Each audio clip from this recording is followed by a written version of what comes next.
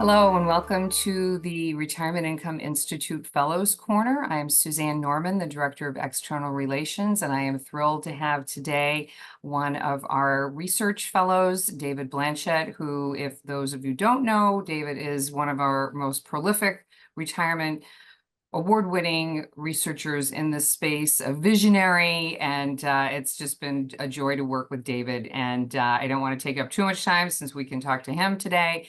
But what I wanted to do, David, is really, we could spend hours talking about all the research you've done. You've done over 100 papers, 15 of which for the Institute. Thank you. What I'd love to do is concentrate today on your most recent research that you did with your frequent collaborator, and if I may say friend, Michael Finca. And that is guaranteed income license to spend, and just share some insights and what we can take away from this. Thank you for being here.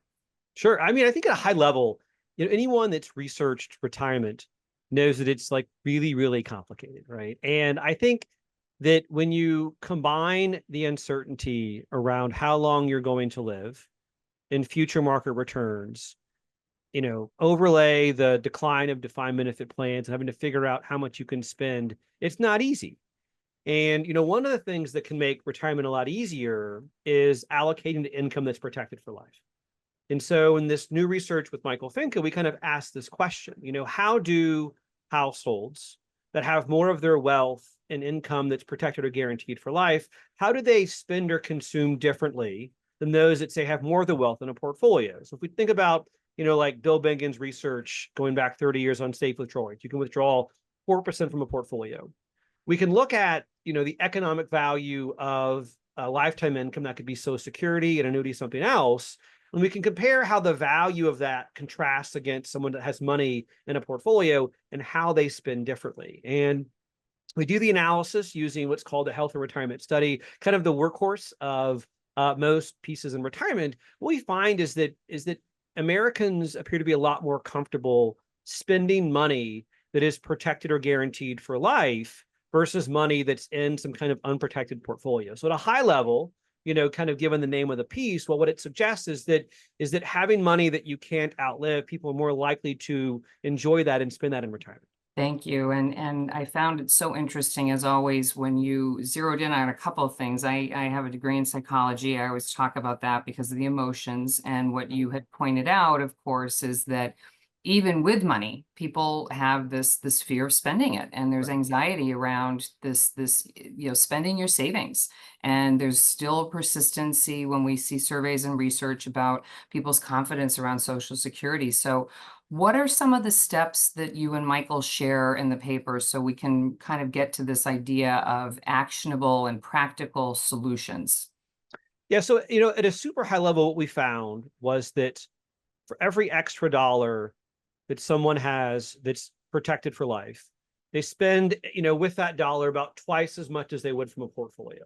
So at a high level, there is this evidence that, convincing a client to allocate to income they cannot live will get them to spend more. Okay. And there's lots of ways to do that. I mean, yes, you could buy an annuity. Like one of the best ways to do it is just delay claiming Social Security. So getting someone to have more of their wealth that's protected is important. I think from the way I look at things, I'm a big believer that, every American should have all of their essential expenses covered for life.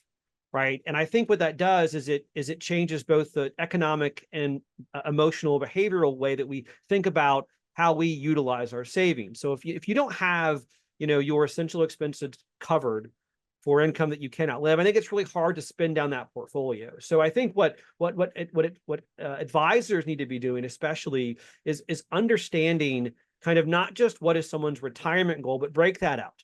Right. What part of the expenses that you have are truly essential and what part are things that are more flexible, and then kind of map strategies against that type of spend. I think too many tools today, for example, focus on a single retirement goal versus a series of goals. And then, finally, there is this education piece. I think that yes, delay claiming of Social Security is really good. There's also lots of annuities out there. I think that in reality, most annuities are great, but certain types will work better for clients in different areas. So understanding, how SPIAs, how DIAs, how QLACs, how they all work, how they can fit, I think will result in better outcomes for clients.